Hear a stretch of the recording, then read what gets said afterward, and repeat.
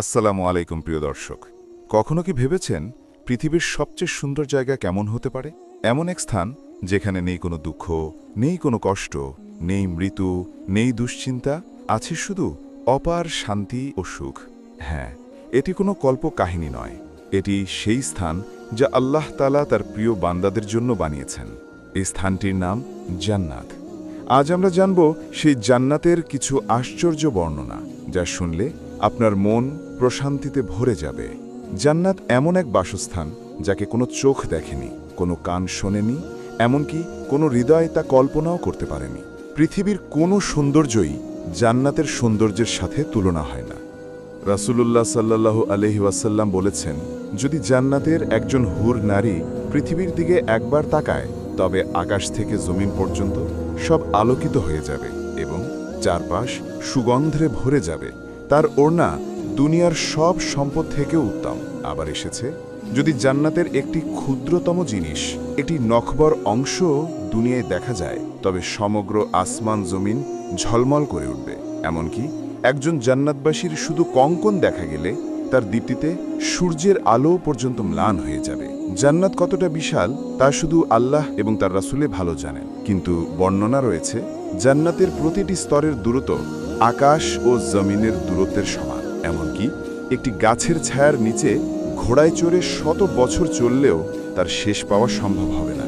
জান্নাতের দরজাগুলো এত বড় হবে যে এক পাশ থেকে অপর পাশে পৌঁছতে দ্রুতগামী ঘোড়ার 70 বছর সময় লাগবে। তবু জান্নাতবাসীদের ভিড়ে দরজাগুলো কাঁপতে থাকবে। জান্নাতের প্রাসাদগুলো হবে সোনা রূপার ইটে গাঁথা, আর মাটিতে থাকবে জাফরান।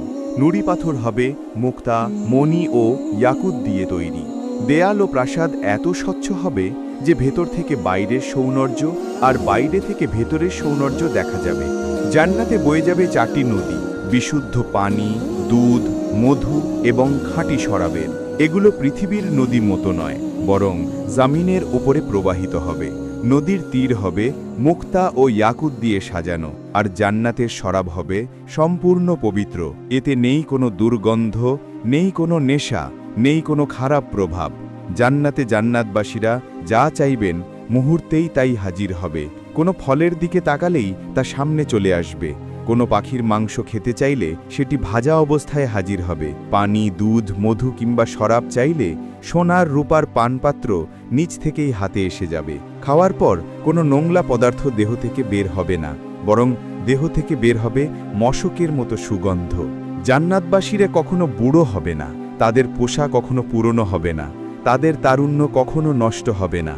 প্রত্যেক জান্নাতবাসীর মাথার কাছে হাজারো সেবক দাঁড়িয়ে থাকবে, যাদের হাতে থাকবে মূল্যবান পাত্র ভরা খাবার ও পানীয়। প্রতিটি লোকমায় ভিন্ন ভিন্ন স্বাদ থাকবে, আর প্রতিবার খাওয়ার আনন্দ আগের চেয়েও বাড়বে। প্রিয় ভাই ও বোনেরা, জান্নাতের এই অপূর্ব সৌন্দর্য আমাদের জন্য আল্লাহর এক বিশেষ প্রতিশ্রুতি। তবে এই জান্নাত শুধু নামেই পাওয়া যাবে না। এখানে প্রবেশ করবেন তারাই যারা ঈমান এনেছেন, আল্লাহকে ভালোবেসেছেন এবং নেক আমল করেছেন। এই ক্ষণস্থায়ী দুনিয়ার সুখের পেছনে আমাদের জীবন শেষ না করে আসুন আমরা সেই চিরস্থায়ী সুখের জন্য প্রস্তুতি নেই।